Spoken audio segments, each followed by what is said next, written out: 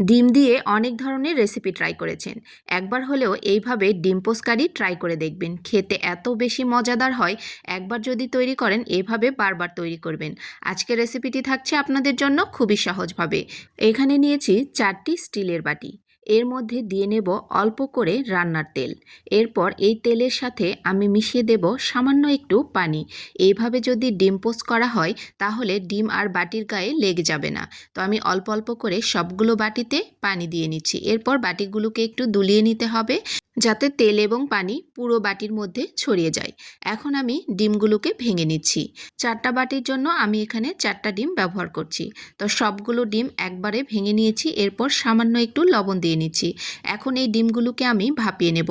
তো তার জন্য এরকম একটা ছিদ্রযুক্ত স্ট্যান্ড নিয়েছি। এর মধ্যে বাটিগুলোকে বসিয়ে দিয়েছি। এরপর ঢাকনা দিয়ে দেব। ঢাকনার মধ্যে যে ফুটোটা আছে এটাকেও আমি একটা লবঙ্গর সাহায্যে বন্ধ করে দেব যাতে বাতাসটা বেরিয়ে আসতে না পারে।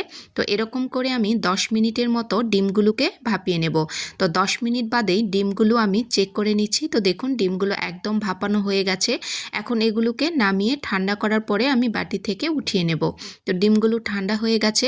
তো দেখুন এগুলো খুবই সহজেই বাটি থেকে একদমই উঠে আসবে যেহেতু সামান্য একটু তেল ও পানি ব্যবহার করা হয়েছে। তো দেখুন ডিমগুলো একদম উঠে আসছে। তো সবগুলো ডিম আমি বাটি থেকে উঠিয়ে এক সাইডে রেখে দেব।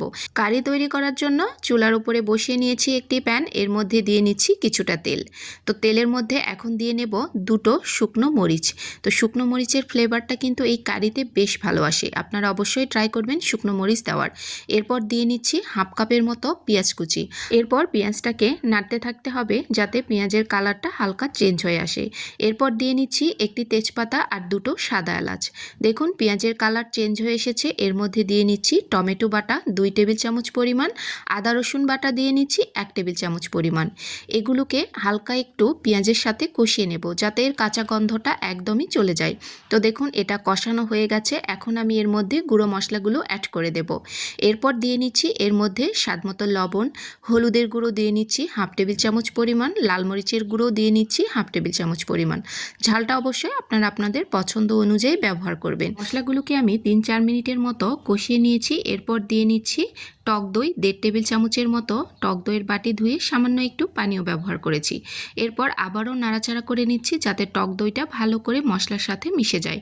তো কিছুক্ষণ নাড়াচাড়া করে আমি টক দই ভালো করে মিশিয়ে নিয়েছি। এরপর সামান্য একটু পানি দিয়ে আবারও কিছুক্ষণ কষিয়ে নেব। তো দেখুন কষানোর মধ্যেই কিন্তু কালারটা চলে এসেছে। এইভাবে পানি দিয়ে আমি আরও 3-4 মিনিটের মতো এই কারিটাকে কষিয়ে নিয়েছি। এরপর দিয়ে নিচ্ছি ঝোলের জন্য প্রায় 1 কাপের মতো পানি। এরপর সেদ্ধ করে রাখা ডিমগুলোকে আমি এর মধ্যে দিয়ে নেব। তো দেখুন আমি যে ডিমগুলো ভাপিয়ে রেখেছিলাম সবগুলোকেই দিয়ে নিয়েছি। এরপর ঢাকনা দিয়ে আরও 5 মিনিটের মতো হাই হিটে এটাকে জাল করে নেব। তো একদম হয়ে গেছে। তো দেখুন ডিমের কারির কালারটা কত সুন্দর এসেছে। এরকম লাল লাল করে ডিমের কারি রান্না করবেন, দেখবেন সবাই চেটেপুটে খাবে। তো আজকের রেসিপিটি আপনাদের কাছে কেমন লেগেছে? ভালো লেগে থাকলে অবশ্যই শেয়ার করে দিয়ে যেতে ভুলবেন না। আল্লাহ হাফেজ, আসসালামু আলাইকুম।